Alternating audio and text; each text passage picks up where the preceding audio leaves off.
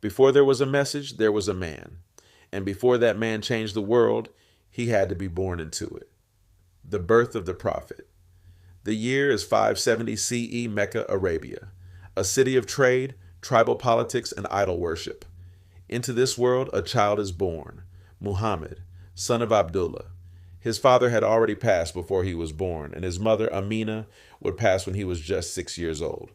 He grew up under the care of his grandfather, then his uncle Abu Talib. From early on, people around him noticed something different. He was honest, deeply honest, so much so that the people of Mecca gave him a nickname, Al-Amin, the trustworthy one. In a city full of merchants and deal makers, that meant everything. He married a businesswoman named Khadijah. He was 25. She was 40. She proposed to him, and she would become the first person to believe in his message. Revelation in Mount Hira. Muhammad was 40 years old. He had a habit of going up to a cave called Hira on Mount Jabal al-Nur, just outside Mecca. He would sit alone, reflect, think. He was troubled by the world around him and the poverty, the injustice, the idol worship. Then one night during the month of Ramadan, the angel Jibril appeared, and the first word revealed to Muhammad was, Iqra, read. Muhammad said, I can't read. Angel squeezed it. Read. Third time. Read in the name of your Lord who created. Those were the first words of the Quran. He ran home to Khadijah, trembling. She wrapped him in a blanket. She listened, and then she said something powerful. She told him, you are a good man. Allah would not disgrace you. She took him to her cousin Waraka, a Christian scholar, who confirmed this was the same angel that came to Moses. Muhammad had been chosen as a prophet. The revelation had begun, and with it, Islam. He has a message. Now comes the hard part, telling people, preaching in Mecca. For the first 3 years, the message was private. Close friends and family, Khadijah, his young cousin Ali, his friend Abu Bakr, a small, quiet group of believers. Then came the command to go public.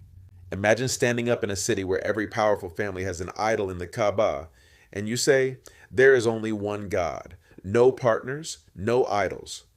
Mecca's elites were furious. The Quraysh tribe, who controlled trade and the Kaaba, saw this as a direct threat to their power and their business. They mocked Muhammad. They tortured his followers. Bilal, a black enslaved man, was one of the first Muslims, and he was dragged into the desert sun with a rock on his chest. His response, Ahad, Ahad, one God. The persecution was brutal, but the message kept spreading. Because truth has a way of doing that. The pressure gets too high. Time to make a move. The Hijra, leaving Mecca for Medina. The year is 622 CE, 13 years of preaching in Mecca, constant harassment, death threats. The Quraysh were now plotting to assassinate Muhammad, so he did something bold. He left, but not in panic and with a plan. With his closest companion Abu Bakr, he slipped out of Mecca at night. They hid in a cave, Cave of Thar, for 3 days while search parties looked for them. Spiders wove webs across the entrance. A dove nested at the mouth. The searchers passed by, assuming no one was inside. Then they made the journey north to a city called Yathrib, which would become known as Medina, the city of the prophet. In Medina, Muhammad was welcomed. He built the first mosque. He united warring tribes. He established agreements, what historians call the Constitution of Medina, a real governing document, a community built on faith. This moment, the Hijra, is so significant it marks year 1 of the Islamic calendar. The battles. Medina was not safe from Mecca's reach. The Quraysh wanted to crush Islam before it grew too strong. 3 major battles defined this period. Badr, 624 CE.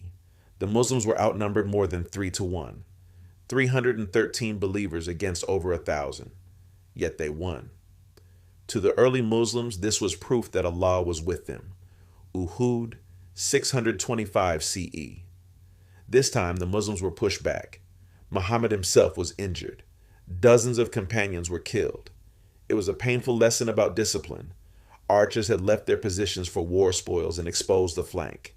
The trench, 627 CE. The Quraysh came back with 10,000 soldiers. Muhammad's military advisor, Salman al-Farsi, suggested something Arabia had never seen. dig a trench around Medina. The enemy could not cross it. After weeks of siege, they gave up and left. 3 battles, 3 lessons: strategy, discipline, unity. Islam was not just a spiritual message anymore. It was a civilization being forged. The return to Mecca and the Farewell Hajj. By 630 CE, Islam had spread across Arabia. The political balance had shifted, and Muhammad marched back to Mecca with 10,000 companions. But here's the remarkable part. There was no massacre, no revenge. He entered the city and declared a general amnesty. Even his fiercest enemies were forgiven. He went to the Kaaba, removed the idols, and stood before a city that once tried to kill him and offered peace. Most of Mecca accepted Islam that day. 2 years later, in 632 CE, Muhammad performed his one and only Hajj, what we call the farewell pilgrimage. Standing on Mount Arafat with over 100,000 people, he delivered his final sermon. He spoke about human dignity, about the rights of women, about the equality of all races. He said, no Arab has superiority over a non-Arab except through righteousness. Shortly after returning to Medina, he passed away. But the message, that was just getting started. That is how Islam came about. See you in the next one.